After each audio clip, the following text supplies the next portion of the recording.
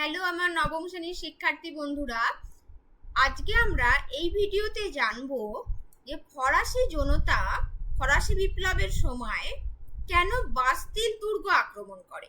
দেখো, তার আগে আমরা জেনে নিই দুর্গ জিনিস বলতে কি বুঝি। দুর্গ বলতে তৎকালীন সময়ে সমস্ত দেশেরই রাজারা তাদের অস্ত্র শস্ত্র বলো, তাদের যুদ্ধের গোপন কৌশল, সেগুলো যাতে তারা অন্য কোনো দেশ বা দেশের সাধারণ জনগণ বা যে কোনো রাজার বিরুদ্ধে যদি কোনো বিদ্রোহ হয় তখন নিজেদেরকে রক্ষা করার জন্য তারা দুর্গ নির্মাণ করতেন।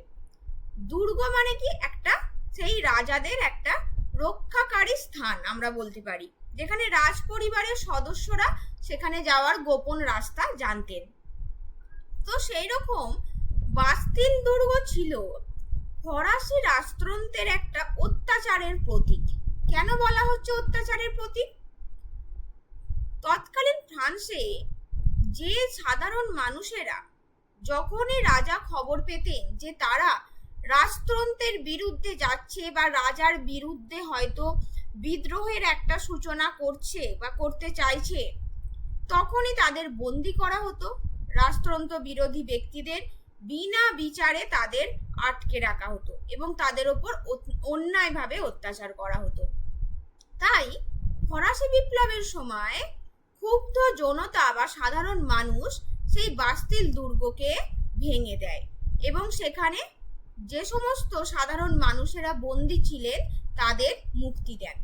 তো চলো আজকে আমরা জেনে নিই সেই বাস্তিল দুর্গ কেন আক্রমণ করে বা সেই বাস্তিল দুর্গের গুরুত্বটা কতটা আমাদের ফরাসি এই চ্যাপ্টারে আমরা জানতে পারবো যে বাস্তিল দুর্গের পতন এটি ফরাসি বিপ্লবের সঙ্গে কতটা গুরুত্বপূর্ণ এবং ফ্রান্সের ইতিহাসের সাথে এর সম্পর্ক কি। দেখো, বাস্তিল দুর্গ ছিল, আমরা কি প্রথমেই বললাম, ফরাসি রাজতন্ত্রের অত্যাচারের অন্যতম কেন্দ্র। তোমরা দেখতে পাচ্ছ এই দুর্গে রাজতন্ত্রের বিরোধী ব্যক্তিদের বন্দি করে রাখা হতো ও অত্যাচার করা হতো। তাই জনগণের কাছে বাস্তিল দুর্গ ছিল ফরাসি রাজতন্ত্রের একটা অত্যাচারের প্রতীক।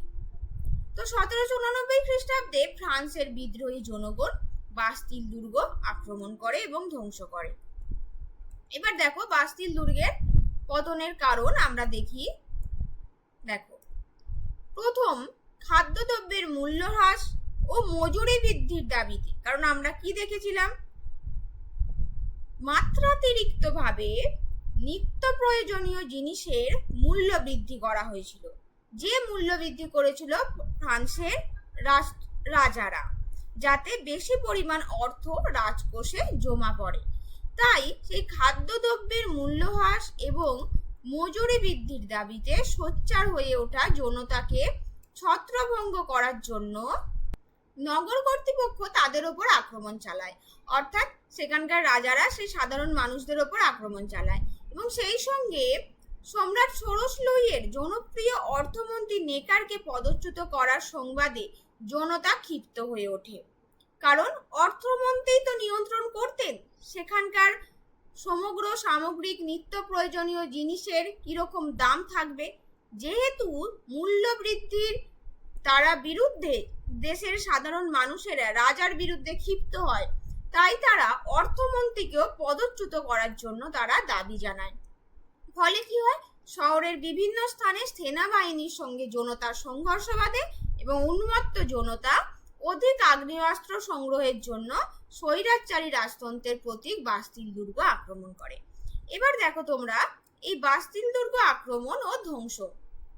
দেখো, এই তারিখটা তোমাদের অবশ্যই মনে রাখতে হবে যে প্যারিস শহরের উত্তেজিত জনতা 1789 খ্রিস্টাব্দের 14 জুলাই, তারিখটা খুব ভালো করে মনে রাখতে হবে, 1789 খ্রিস্টাব্দের 14 জুলাই বাস্তিল দুর্গ দখল করে ধ্বংস করে নেয় এবং সমস্ত বন্দীরা মুক্তি পায়। ফলাফল দেখো, বাস্তিল দুর্গের পতনের ফলে প্রথমে যেটি খুব গুরুত্বপূর্ণ, আমাদের রাজা ষোড়শ লুইয়ের স্বৈরাচারী শাসনের অবসান হচ্ছে। দ্বিতীয়, রাজা জাতীয় পরিষদকে স্বীকৃতি দেন এবং সেই সময় থেকে রাষ্ট্রের প্রকৃত ক্ষমতার আইন সবার হাতে চলে যায়, অর্থাৎ রাজা নিজের ইচ্ছা মতো খুব সহজেই যা খুশি তাই করবে, সেটা আর পারবে না। 3 নম্বর পয়েন্ট দেখো, ফ্রান্সের প্রশাসনিক বিকেন্দ্রীকরণের সূচনা হয় এবং অভিজাততন্ত্রের পতন ঘটে। এটি খুব গুরুত্বপূর্ণ। এতদিন যে অভিজাত সম্প্রদায়, যারা এক বিপুল সম্পত্তির অধিকারী ছিলেন এবং বিশেষ ক্ষমতা বা বিশেষ প্রভাব ছিল ফ্রান্সের সমাজে, তাই সেই অভিজাততন্ত্রের পতন হয় এবং প্রায় 20,000 অভিজাত দেশত্যাগী হয়, যারা এতকাল ফ্রান্সের দেশের তৃতীয় শ্রেণীর মানুষদের ওপর অন্যায়, অত্যাচার, শোষণ, শাসন করতেন, আজ তারাই দেশত্যাগী হলেও। এবং 4 নম্বর পয়েন্ট হলো বাস্তিলের পতন। কৃষক বিদ্রোহ ইন্ধন যোগায়, সামন্ততন্ত্রের পতনের পথ প্রস্তুত হয় এবং পৌর বিপ্লবের সূচনা হয়, অর্থাৎ সেই গ্রাম থেকে শহর হবার সেখানে সূচনা হয়। এবং এছাড়া তোমরা এই যে ঐতিহাসিকের মতামতগুলো, তোমরা এগুলো পরীক্ষায় দিতেও পারো, নাও পারো। ঐতিহাসিক গুডউইন কি বলেন, যে বাস্তিলের পতনের মতো বিপ্লবের আর কোনো ঘটনার এত বহুমুখী ও সুদূর প্রসারী ফলাফল ছিল না, অর্থাৎ সেই বিজ্ঞানী তার নিজস্ব অভিমত ব্যক্ত করেছেন। তো আশা করছি তোমরা এই বাস্তিল দুর্গের পতন এই বিষয়টি তোমরা বুঝতে পেরেছো। তো আমার ভিডিওটি কেমন লাগলো অবশ্যই কমেন্টে জানিও এবং ভালো লাগলে লাইক এবং সাবস্ক্রাইব করে দিও।